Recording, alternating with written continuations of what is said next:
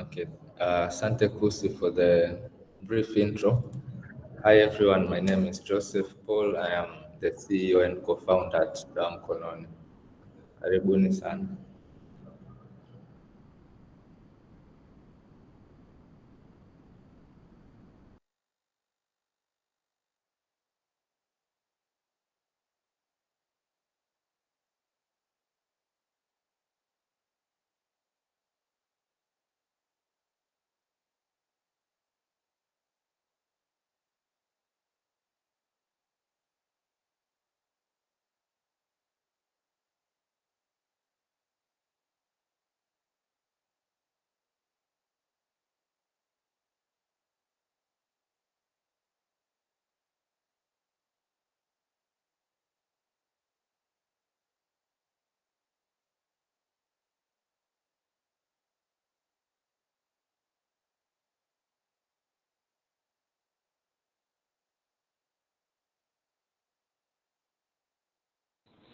Hello guys.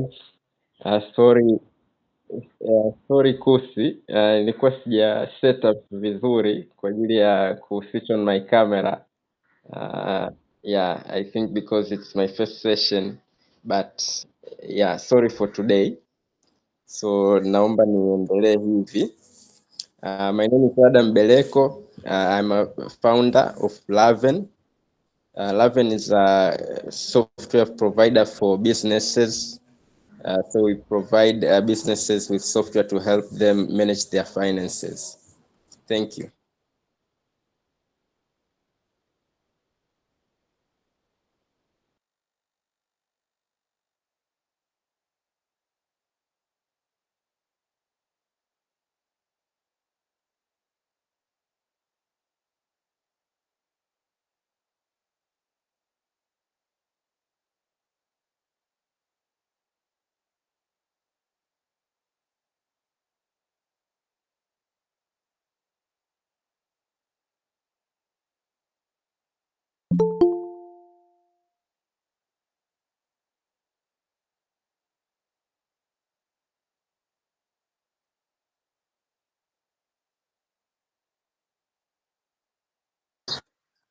Hello, sorry niko kwenye kelele, bear with me. I am Arbogast, ni founder wa Taxi Bubu Company.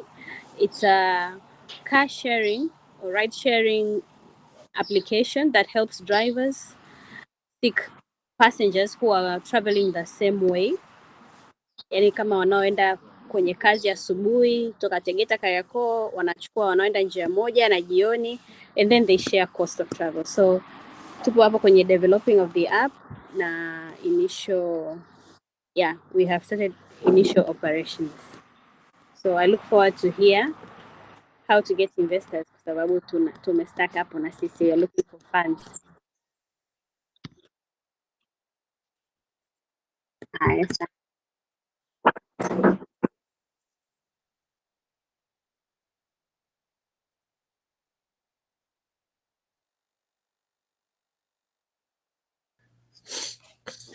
Hello, everyone. I'm Soro Mwame. I'm the founder of Having Bees. It's a beekeeping startup. Tumejikita kwenye honey production and environmental conservation through beekeeping. Asante.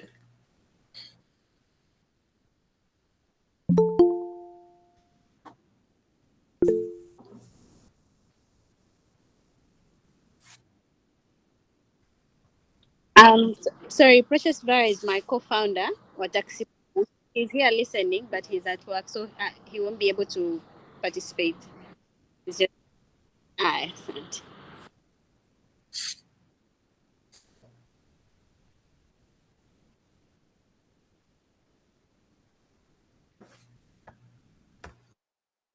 Yeah, hello everyone. Sorry, I'm still unable to turn my camera on. Okay.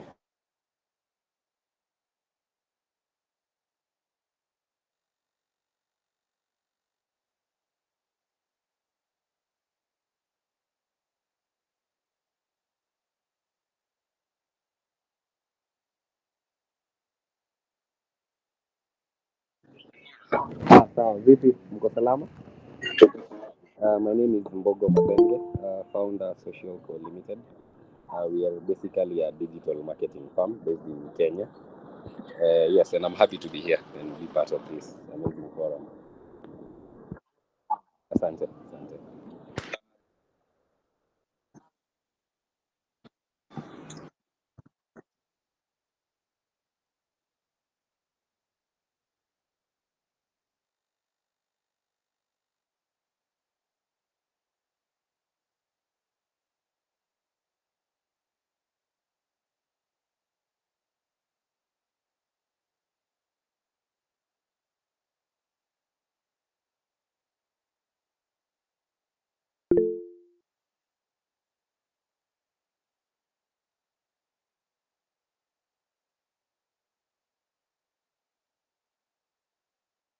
Hey, do I turn my camera on?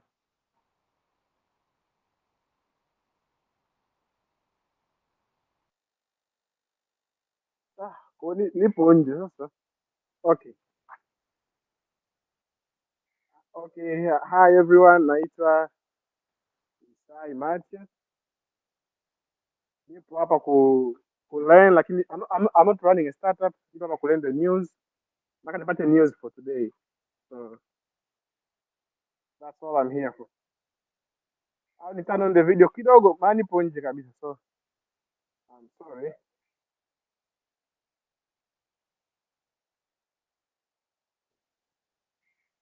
Nice to meet you guys.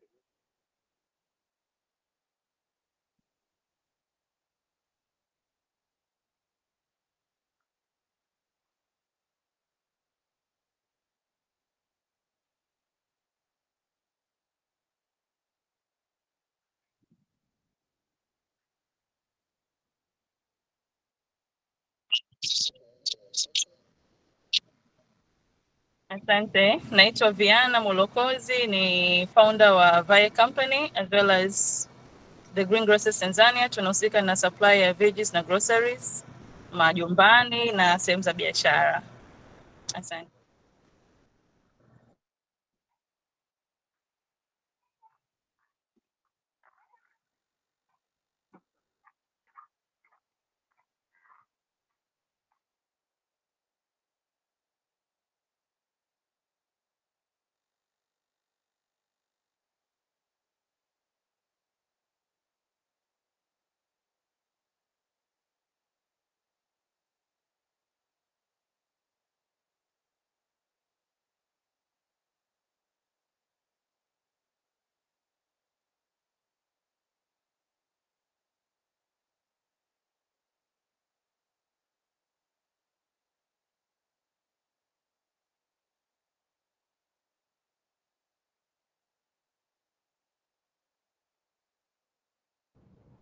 Okay, Kusi, thank you for the question.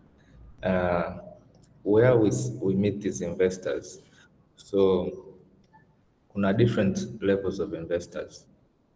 Most of them, kwa sababu market ya Tanzania is still ndogo kwenye upande wa mambo ya investors, there are a few angel firms za investors quite common, kwa mfano Serengeti Business Angel Networks, Warioba Ventures, kuna Crescio. There's about 5 to 7 angel networks in the country.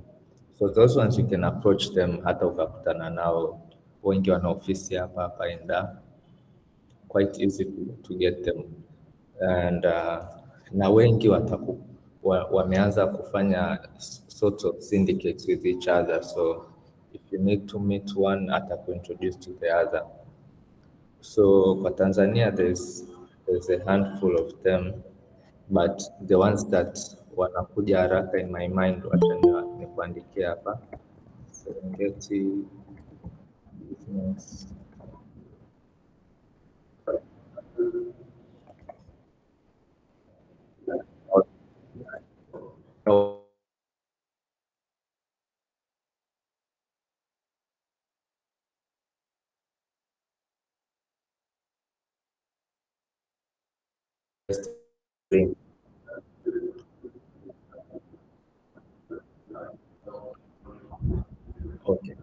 Okay, great.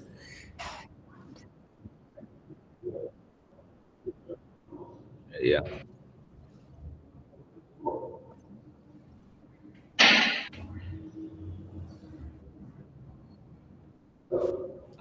I had this question.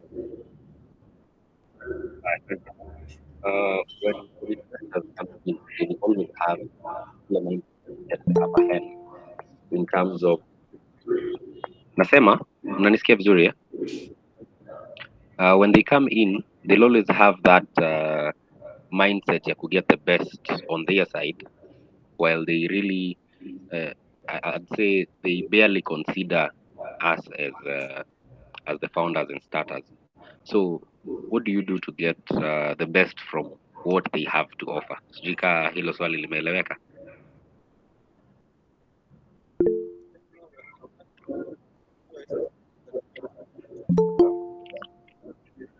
Exactly. So like when approaching ama when having that sit down na huyo investor, what do you look at ama what things do you do to ensure it's a 50-50, it's a win-win at the end of the day? Okay. No worries. First of all, I had to finish the other question. Yeah, where do we find investors? So wale ni local, and the international venture capital firms, almost wote wako LinkedIn. So try your best to use LinkedIn as much as possible. There are so many of them in LinkedIn. Yani, ukiamua kutulia ukatafuta those that have invested in similar companies like yours, utakuta a lot of them. So just use LinkedIn as much as possible, connect with them, unaingia in the message, lakini make sure that the investor amewahi kuinvest similar geographies or in similar company like yours, au ana interest ya kuinvest in that stage ambayo uko. If you contact a Series B investor na wewe unatafuta seed, haitasaidia chochote. So you just have to look for the right investors kwenye platforms kama LinkedIn. And regarding the question ya Social Co Limited on, so most of the African, I would say African investors maybe have that mindset. You know, they give you money and they want a chunk of your company. Lakini most established firms za investments, they do not do that. They invest based on the value ambayo umetoa. So it entirely depends on how you value the company yourself. You have to do valuation of the company or hire some expert to do it for you. Kuna valuation experts. and investors will invest based on what you may bring on the table. Some of them might negotiate kidogo, but it's entirely up to you to defend, kwa sababu valuation is all based on future projections. It's things that mostly they have not happened yet, but you have some records showing that you can accomplish them. So as long as you can prove that, then it should not be an issue. Yeah.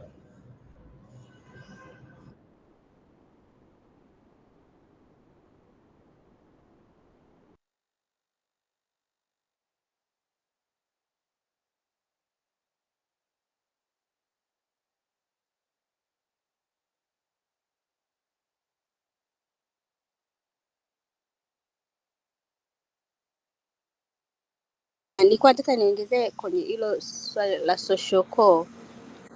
How do we vet? Kwa sababu hao investors I've learned kwamba hata wao ni wafanya biashara. So sisi kama startups hatujui sana.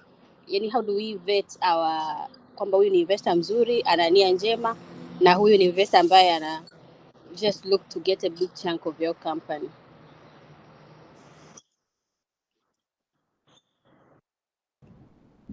Yeah, a great question. So on that side, as much as an investor anakufanyia wewe due diligence, you must do due diligence on them pia kumwelewa.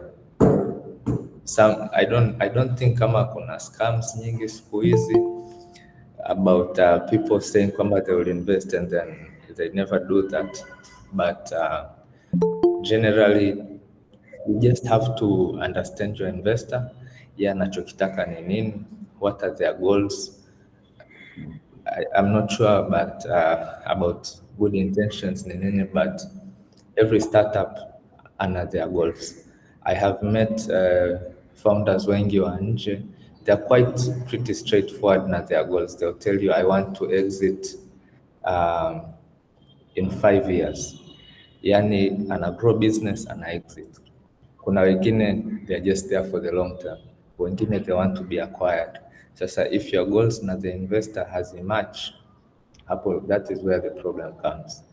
Unaweza ukaona mbona the investor ananipelekesha, mbona the investor anafanya hivi, but as long as you have common aligned goals, that is the best thing I think ambayo you can do wakati unatafuta the investor. Yeah.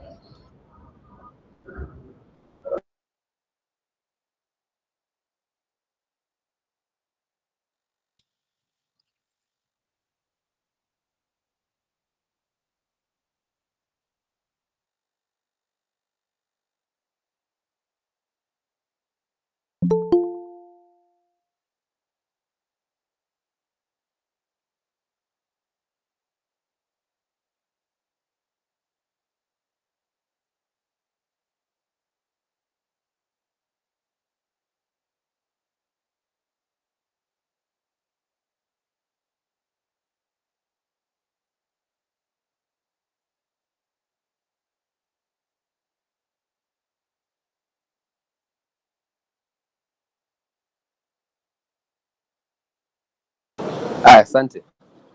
I had this question when you said about due diligence on the investor. I'll give you an instance of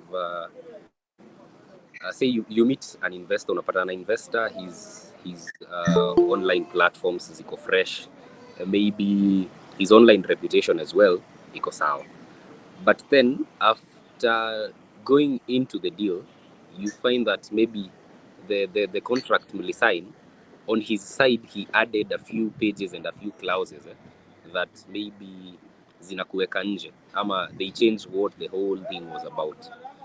So is it easy to identify? Because unaweza pata pia investor maybe in the past hajakuwa na such an incident, but juu ameona a lot of potential in what you have to offer, that's where he decides to take advantage.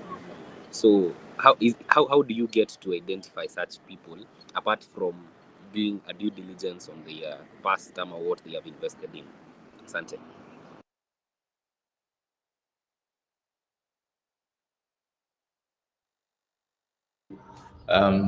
Thank you for the question. So yeah, what you're saying is true. Apart from doing a due diligence, just a high level due diligence, and then you have to speak to some of their portfolio companies. Unauliza vipi, how do you find a certain investor? How are they treating you? How are the commercials, business, their involvement? All those things are part and parcel, ambayo give you a better understanding of the investor. Lakini about the legal documents, the documents are quite complex, to be honest, and as long as you're raising funds, I would just advise you to hire a legal firm or PTA. And the legal firm needs to have some understanding of startup side of things. You are just not, unaweza kukuta legal firm is an expert kwenye banking on the legal end, out taxes, it doesn't really help you. Yani unabidi upate firm ambayo inaweza hata ikakusaidia baadaye kuunderstand zile nitty-gritty on the legal za investments. So at the end of the day, just hire them, let them do your paperwork, kwa sababu one small mistake inaweza ikakufunga for a long time and ukashindwa in the future hata kuprogress, au ndo unakutana na zile story, leo you are a founder, kesho umetolewa from your position. Some investors will support you, watakushika mkono, they'll tell you it's okay, how about we fix this? Kwa sababu startup world is never just kupanda. Sometimes you go down, sometimes unapata changamoto. Some investors watakwambia the agreement was, if you ukishuka performance by this much, we'll just bring someone else, maybe someone else from abroad, and then run acquire the new CEO and management and stuff like that. Au your shares inakuwa further diluted. Kwa hiyo just hire a firm. Kwa wale wa Tanzania, I think labda Kusi na Isai will share a bit. Sisi, the firm that we use is called Endoxa Law. Kidogo they have the knowledge on mambo haya. So once you're ready, you have your paperwork, just hire one of those. Yeah.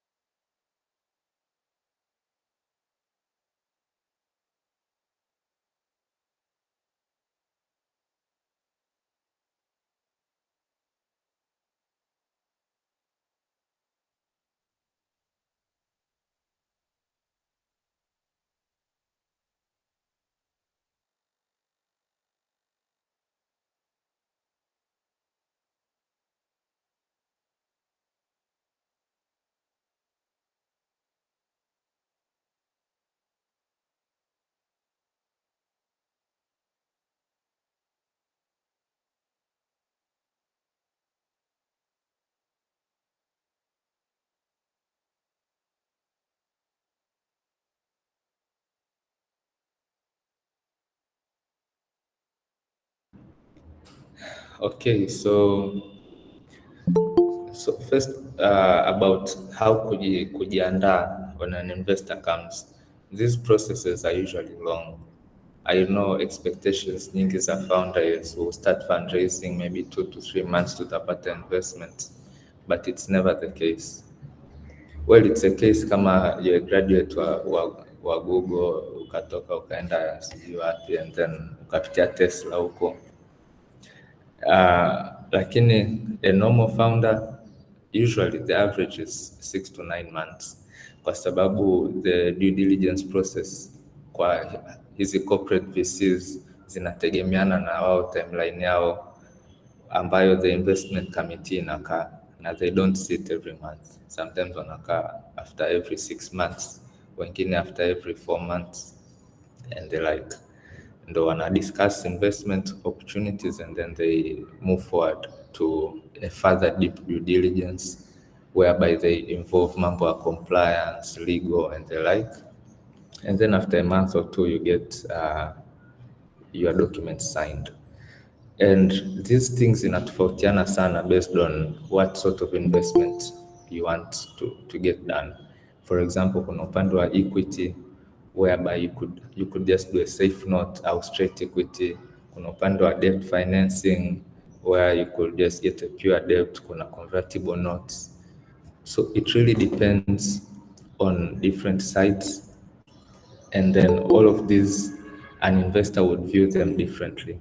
An investor anayekupa debt na anayefanya equity, sometimes they have different ways of doing their due diligence. But all in all, I'm sure wote mnajua data room. It's something about you must have as a startup. It's basically, for those labda who don't know, it's just an electronic room. Most startups just use Google Drive. You arrange your folders. Kuna za legal, kuna za finance, kuna just any other, kuna contracts, everything about your business. Kwa sababu imagine labda you are some investor from abroad, you know nothing about a certain small company in Tanzania. The only way ambayo utapata a quick view of it is going electronically and viewing all documents. Ndo unapata that big picture kwamba this is how it looks like. So ina save muda mwingi sana kuliko investor kukuemail kila siku, nitumie that document, nitumie your registration documents. So if they just find everything online, inakuwa rahisi zaidi. I think labda baadaye maybe because you can share a data room checklist, or I can share it as well baadaye. Lakini these are things ambazo they are just necessary to have before involving investors. I would say so. I'm not sure kama I have fully answered your question au is there a part ambayo is missing.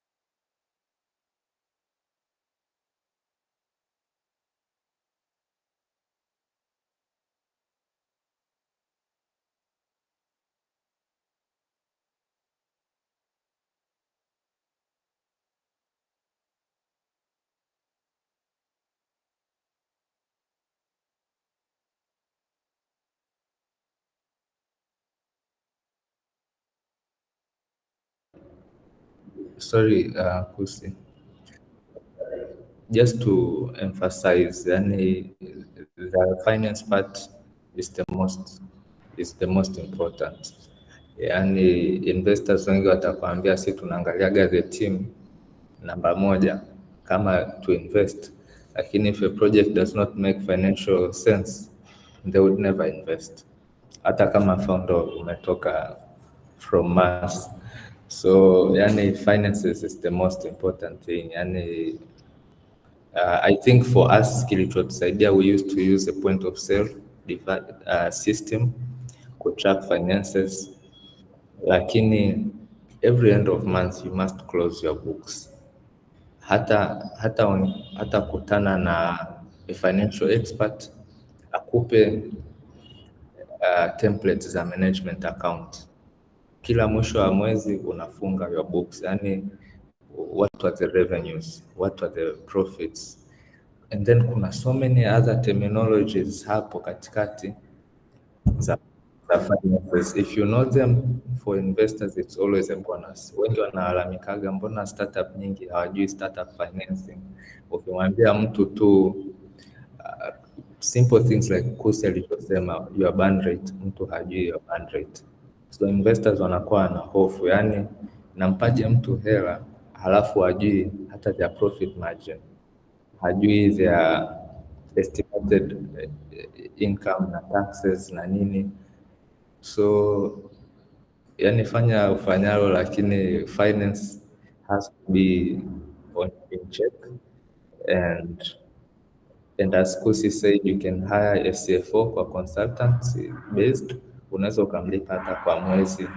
Startup finance zetu ni ndogo sana, haihitaji kumlipa hela nyingi, yani anaweza kufanyia kwa hela ndogo tu akakusaidia. Lakini kama ni mtu umempa kazi yako, umefanya kazi for 6 months, unaona they are passionate, you can do something inaitwa share vesting, ambayo instead ya kumpa hey chukua hizi 5% straight away, you just have to unakuwa unampa kidogo kidogo, you put it over 3 years, unamwambia the more you perform the more shares you get, labda over 3 years. So instead ya 5 years 5% per, inakuwa broken down over the years. So CFO, yani bila CFO kwa kweli investor anaona kama utapoteza hela yake, maana investors wengi sio kwamba ni donor funds. Wao they raise from bigger fishes, they get funds na wanaambiwa warudishe, either ni venture capital firm au ni some large corporate VCs. At the end of the day they all raise from somewhere. So financials is a must thing. Yeah.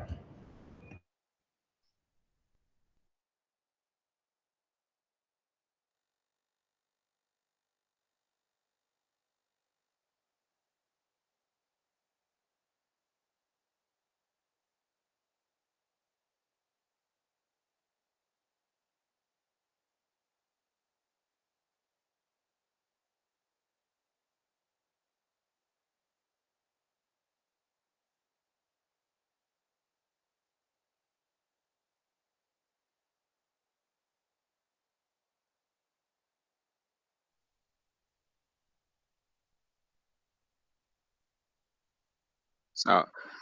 Sawa, asante Kusi. Shukuru. Question ambayo nilikuwa nayo ni kuhusu as you start issue mimi ni katika like a real investor wa kwanza ambaye anakuwa unamwattract katika maybe unamwattract katika your business.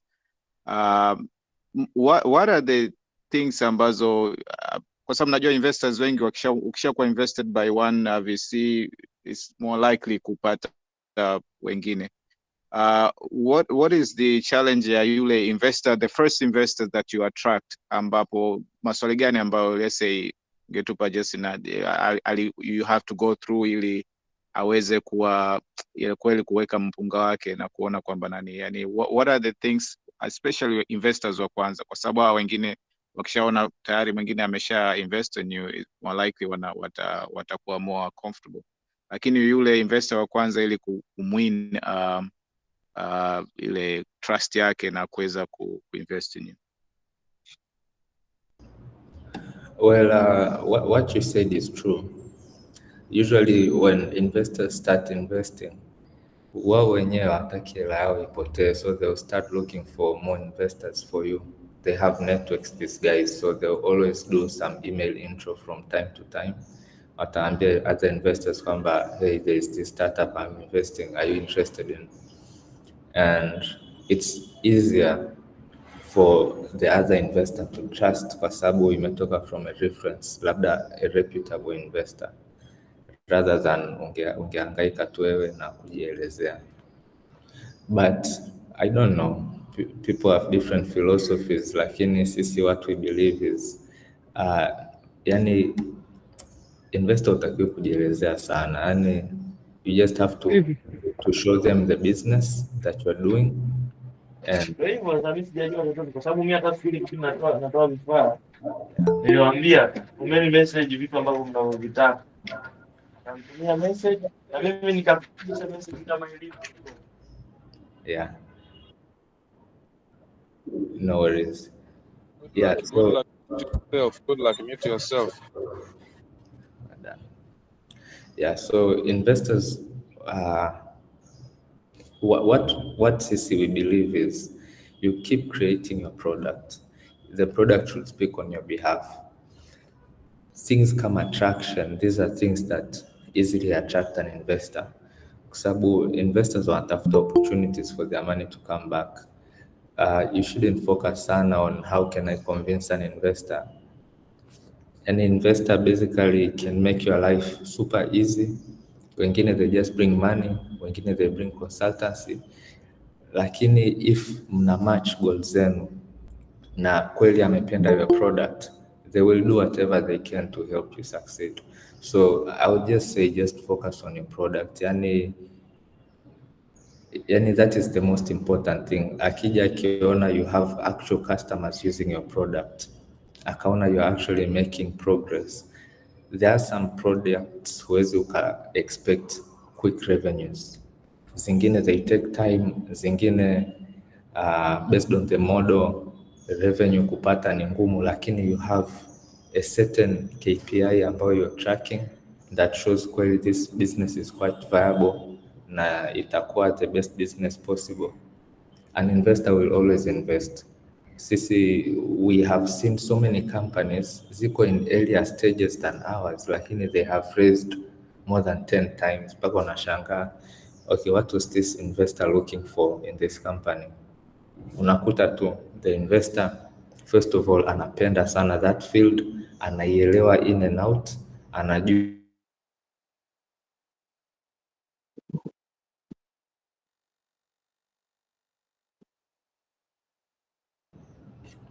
Sorry, I think my network ilishake. So I was saying kwamba unakuta an investor ana invest in a very early stage company, but anaweka a good amount of money because anaelewa vizuri sana that market, the product, everything in and out. So it's just a matter of you focusing on the product, keep building it. Investor mwelezee, akikuelewa sawa, asipokuelezea just keep building your product, look for more investors. You never know, mtakutana mbeleni zaidi with the same investors or maybe not. Lakini there is no magic in getting your first check. Now you can get your first check na usipate nyingine yoyote kwa sababu assume you raised $200,000. Investor pili akija atakwambia how did you use it? What equity ulitoa? What happened? Mbona there is no progress? So atakwambia hata mimi siweki tena hela hapo.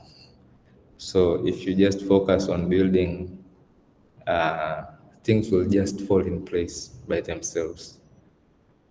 I think that is all I can say.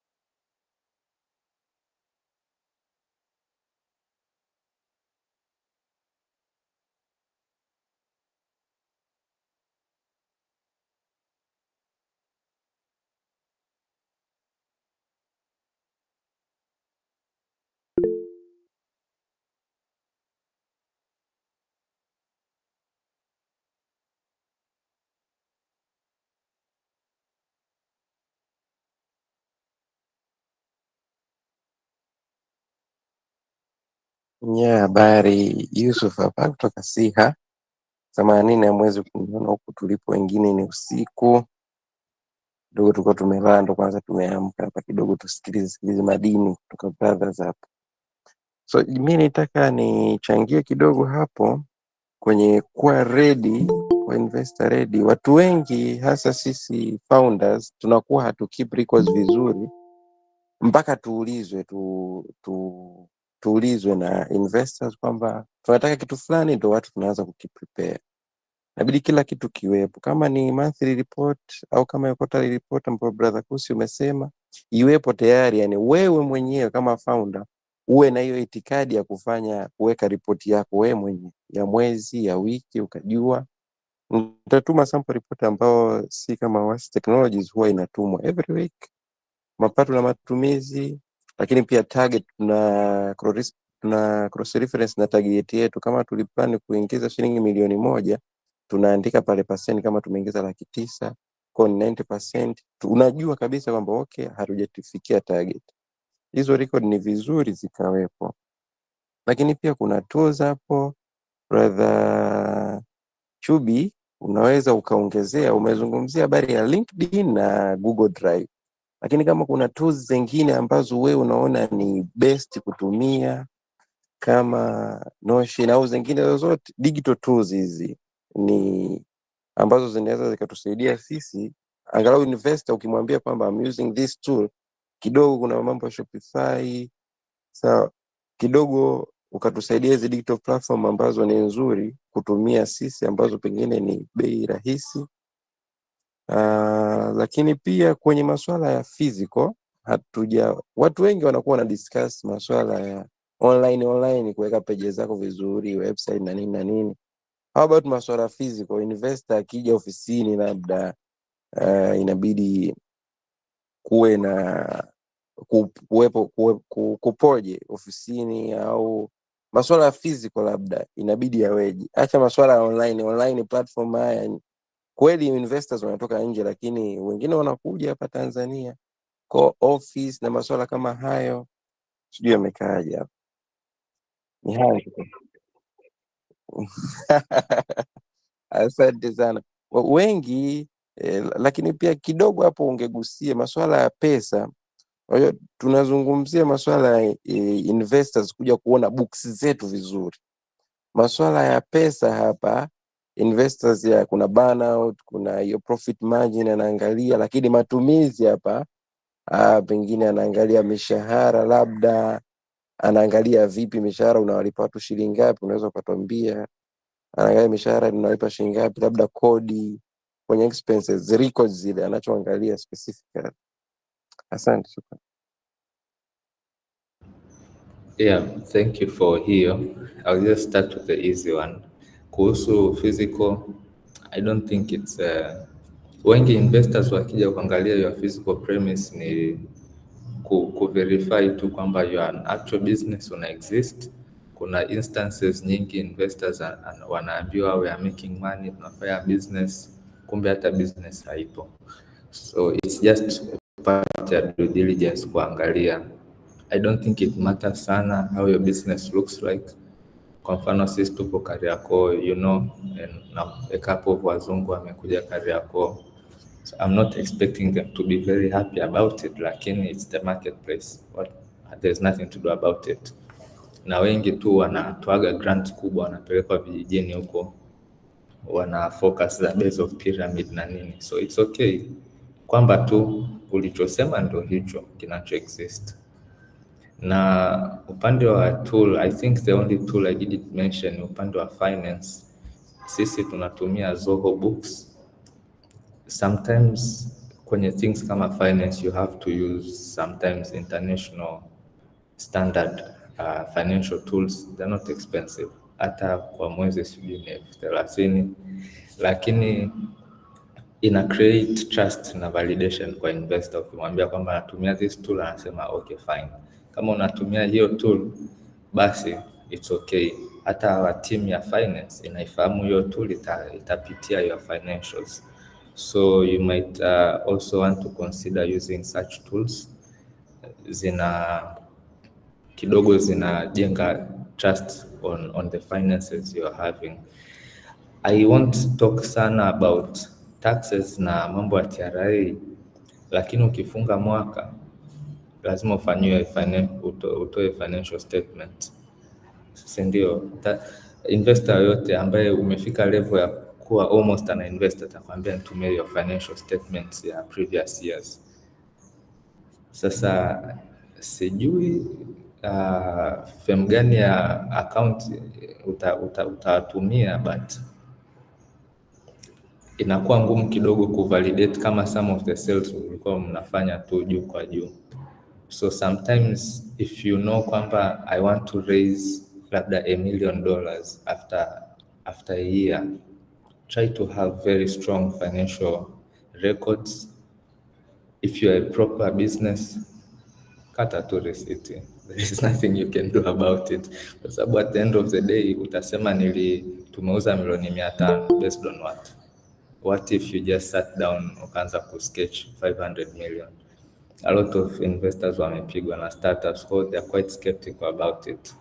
So you might just have to do things the legal way at some point if you want to raise funds. If you don't, you can just make money at the bank. Yeah.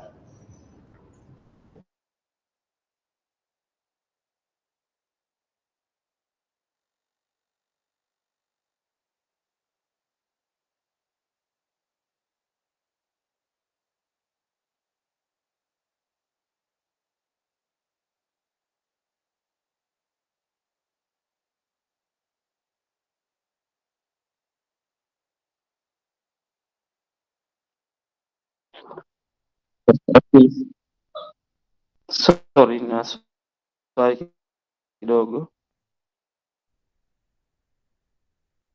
kwenye financial statements huwa wanaangalia kitu gani? Wako interested na nini hasa, labda na profitability na equity? Na kama ni profitability, financial statement tunazo present sana sana kwenye mamlaka, huwa tunajitahidi sana profit zetu zisiwe kubwa, ili kusudi kupunguza swala la kikodi. Sasa kwa upande wao imekaaje? Yeah, ni kweli. I mean, that is something about a lot of companies do. Lakini unajua when an investor akikagua your financial documents, they have the best of the best financial analysts kwenye kampuni, and these are very experienced people. They won't look at just profitability. For an investor at the end of the day is this business worth investing in? Investors wanaelewa kwamba leo you are not profitable, lakini 3 years down the lane utakuwa profitable based on 1 to 3. So they just don't look at profit wakaona huyu ana profit wachane naye. Hapana, there are so many things they will look at na wataziconsider, and yani it shouldn't give you a headache kwamba mbona mimi sitengenezi faida. Yani there are so many technical things kwenye upande wa finances ambazo they make sense ukizicombine together. It's a whole cluster of things. Kwa hiyo we just report unachokipata, and wao they will make financial sense out of it. Kuna mambo mengi sana. You might be profitable, lakini your conversion rate ya customers is too low. You might be profitable and you have a base of customers at 10 people ambao the average order values is too low. At the end of the day, it doesn't make sense for them. Lakini you might be burning a little bit of cash, and to be honest, that is the whole point of investment. Kwamba you want to burn kidogo, so you're getting a support from nje, maybe for scaling your operations au kutengeneza operational efficiencies. So mwisho wa siku is how you can prove kwamba ukinipa hela yako mimi kita improve 1, 2, 3 na finances zangu zitakaa poa in a span of a certain number of months au years. Kwa hiyo ni hayo tu.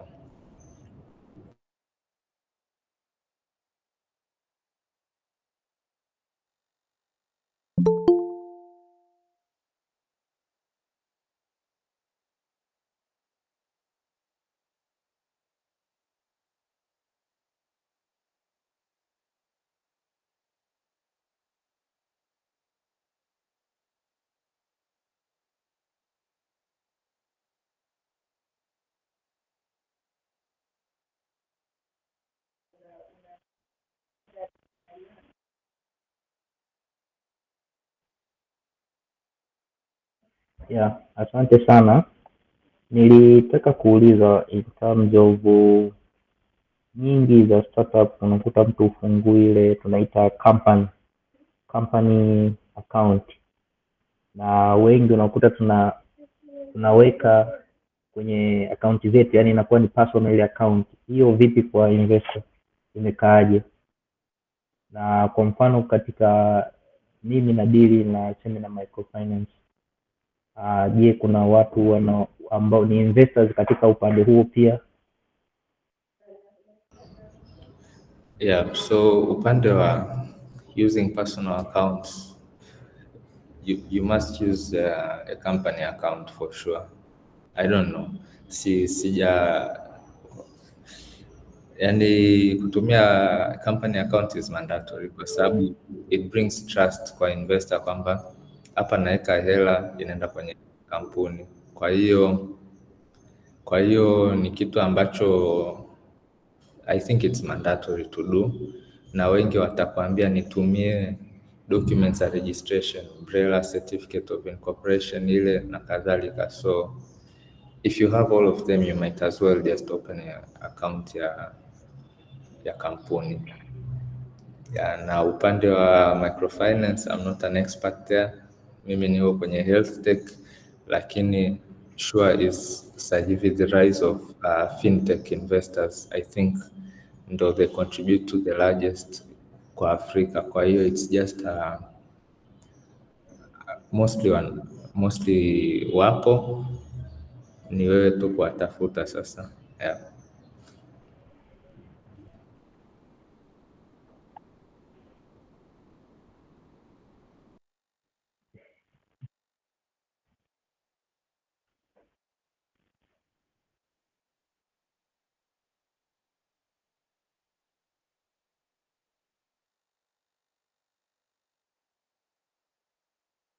Yeah, nilikuwa na nyosha na kushusha, ni kwa vile ni nani tu shule, nakumbuka shule unanyosha mkono, teacher kisha kuona unashusha. Unajua atakupika. Yeah, of course, mimi binafsi kwanza nipenda kumpongeza jamaa CEO wa Dawa Mkononi.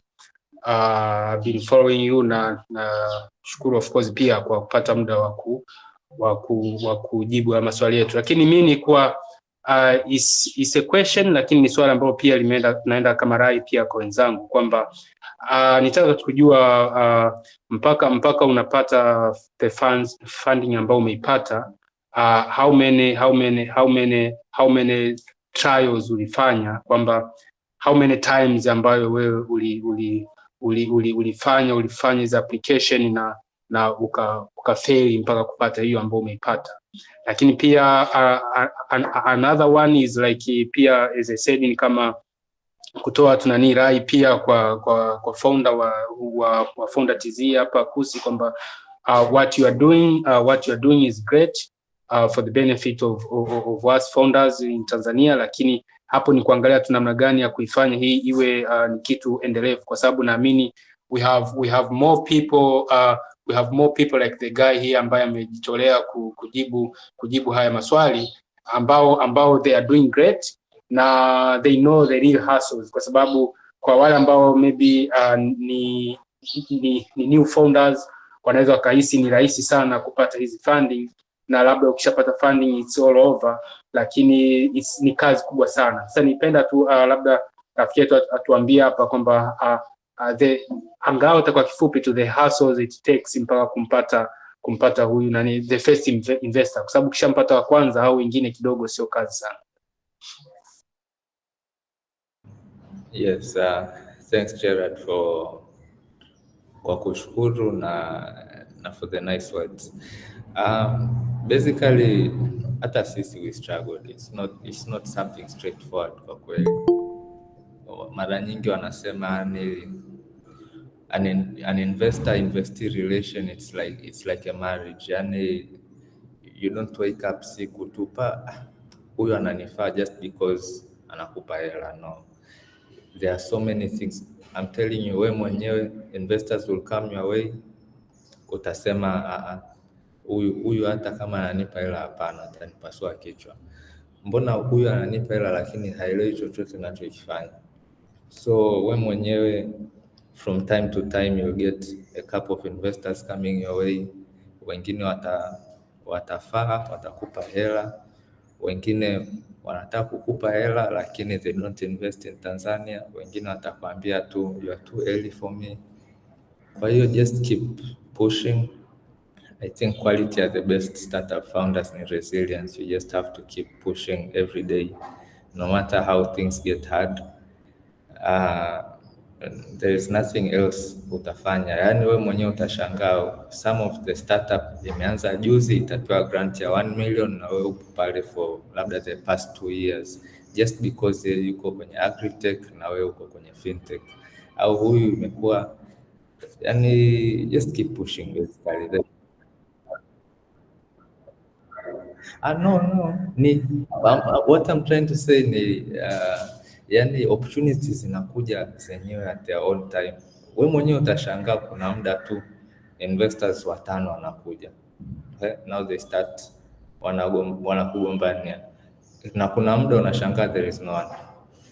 We just keep pushing. As I mentioned before, all you have to do is a very strong balance between wewe kufanya your business, kuikuza na kutafuta investors. Kama mpo co-founders 2 3, make sure one of them ndo mwanasiasa wa kampuni kama mimi nilivyo hapa. Unatafuta investors and then you keep struggling to improve your business, na wengine they are full kwenye kukuza biashara. Hapo I'm very sure at some point ukirusha 10 trials you might get one. Yeah.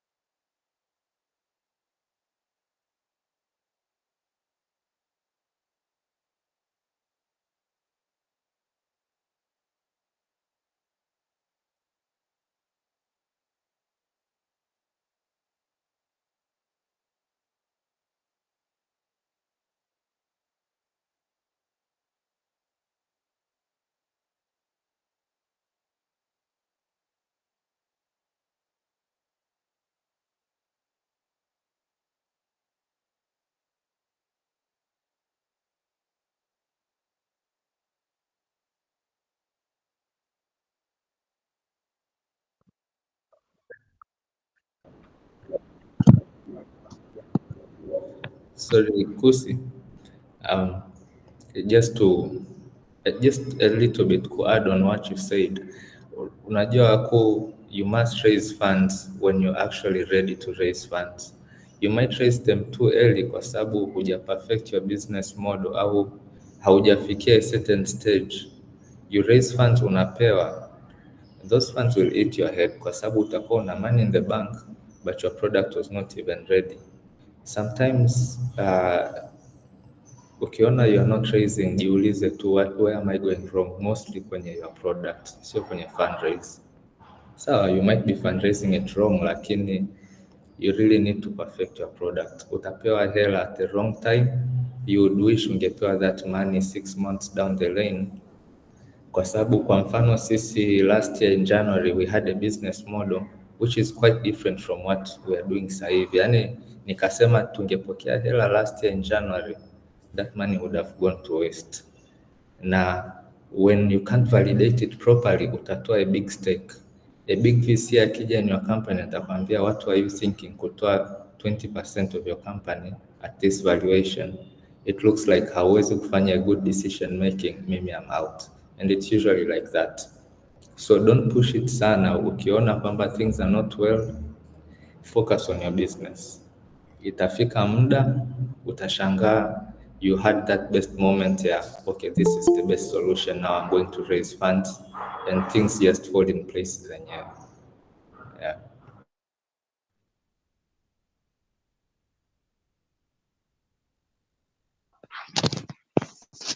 Asante sana.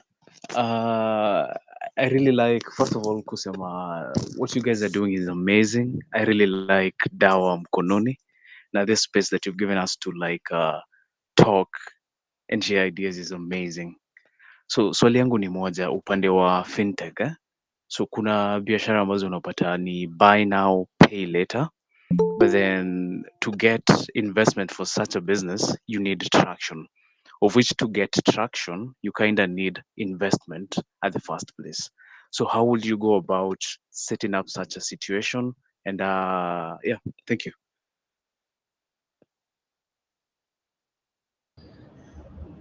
Thanks, Slash, for the nice words. Again, mimi I'm not an expert sana kwenye fintech. I'm only an expert kwenye health tech. Lakini generally a lot of startups will tell you that unatuambia focus on business, lakini mimi sina hela ya kuendelea kubana. So kuna other forms za financing. You can always take debt financing. Kuna institutions kama banks, kuna microfinances. If your margins na your business unit economics zina allow, you can always look on that side as a temporary source of funding, and then you can grow into that. Kwa sababu kwa mfano on our side, what we did, we knew kwamba funding in Tanzania is a nightmare. Yani ni ngumu sana. First of all, hata haipo kwenye the investor map. It's usually Kenya, ikitoka Kenya somehow tumefika South Africa. Hapa in between is just a gray space. So what we did is to start an actual business of pharmaceuticals, make money from that business, and then fuel our startup. It's a reverse way of doing things, lakini it's necessary. Kwa sababu you really don't have that money to burn. So sometimes you just have to, if you have rich friends and family, ndo hiyo pre-seed ambao unasikiaga wazungu wanakuambia my friend gave me $5,000 na my family, my uncle, sijui nani. That is one way. The other way is just to turn your startup into an actual business. Halafu once you have a good traction, now you can start doing hizo new business models that will disrupt the market na things like that. But don't forget, guys, all these elderly people we have, they usually used the bank way. You take a debt financing, you pay it back, inakusaidia, it pushes you to new levels.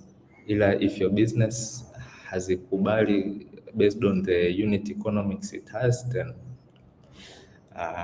you might not, au hauna collateral, then that might be an issue.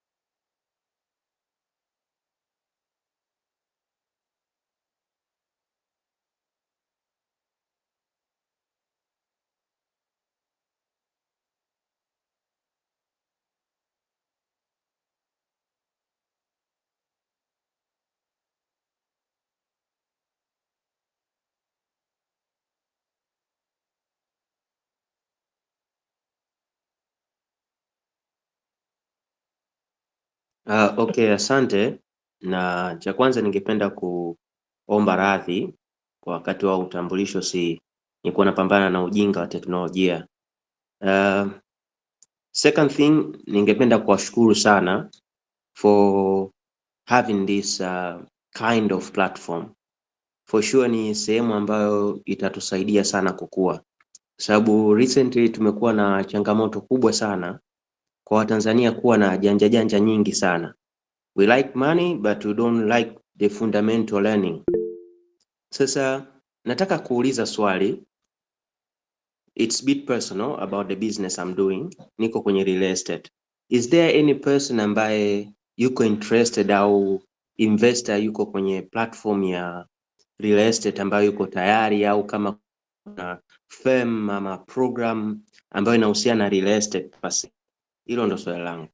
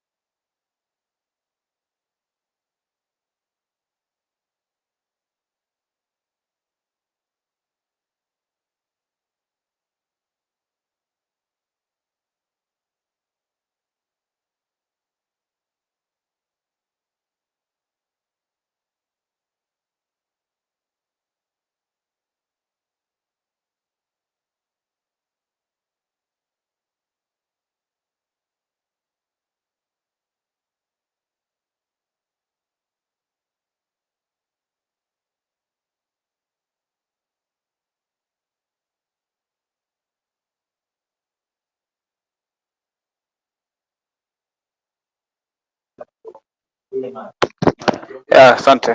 Hope you guys are doing well. Thank you for connecting up. I have a question. This might be far off the current discussion we're having. Kwa mfano tumeona Silicon Valley outside of Africa. You can attract investors with just a paperwork of proposal. Na imekuwa ikitokea mara nyingi. What the difference sisi African most of investors wanakuja Africa, they need to see the prototype or the product in the market, and despite of onboarding profitable investors, MD from Dawa Mkononi, what do you suggest about angel investors? Kwa perspective yangu, I suggest as a startup, if we need scaling of business, we should seek for angel investors. How wide the market of angel investors it is in our East African countries? Thank you. Haya, sasa nilikuwa nimefocus on call messages. Kimoman.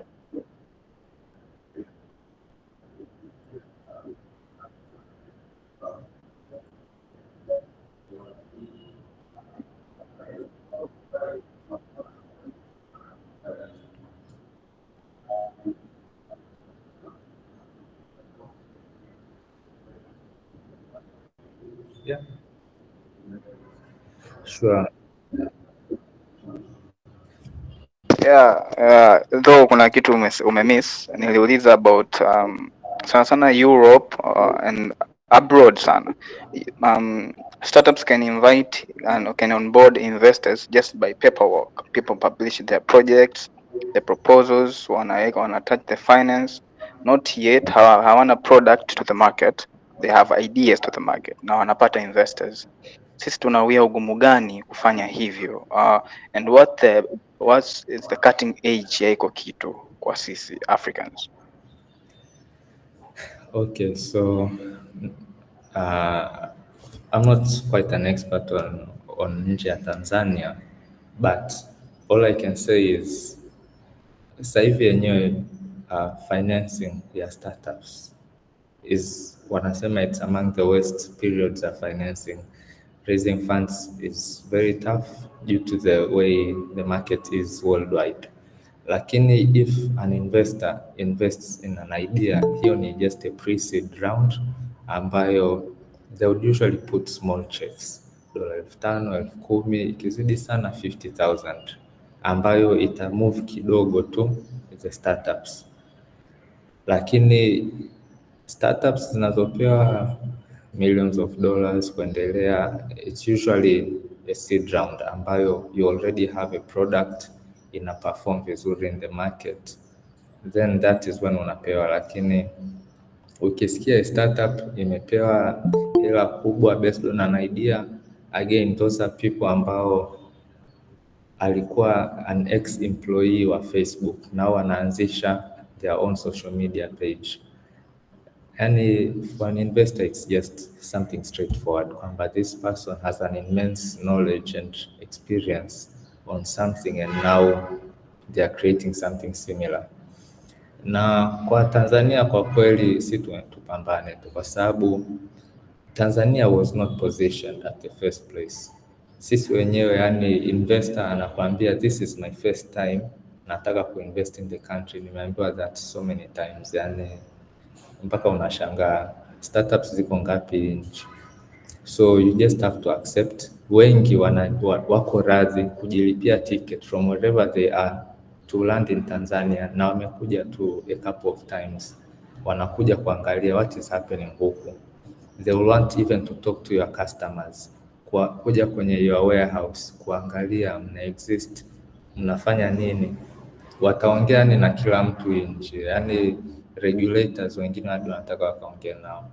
So ni kawaida tu, it's just kwa sababu tuko TZ, you just have to accept na just complete the due diligence process. Na angels wako poa sana. The difference between angels na venture capital firms, labda ni venture capital firms, that is their primary work kabisa, na unakuta wana a large network. Unakuta AVC is there for 10 years, network kubwa sana, na usually ticket sizes ni kubwa pia. Angels take the largest risk, maana ni watu wamejikusanya, ni hela zao, watakupa, and if that is what it takes mwanzoni you should just go for it, take it. Hata sisi tulichukua hela ya angels mwanzoni, so it's okay. Thank you.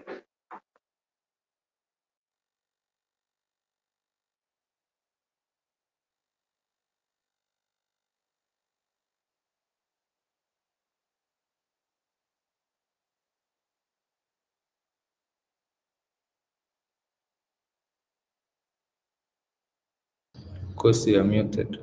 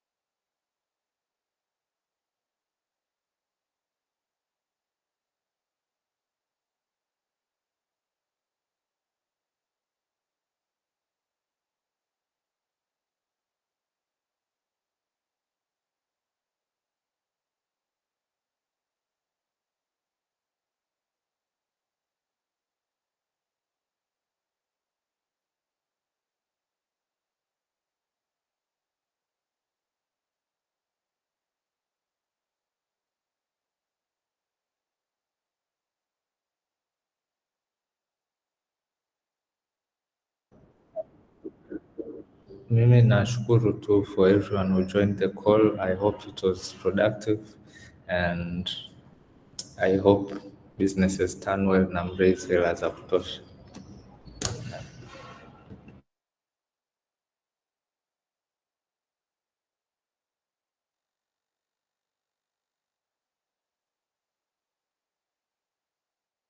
Hatukusikii brother Kusi. Uko mute. Unmute.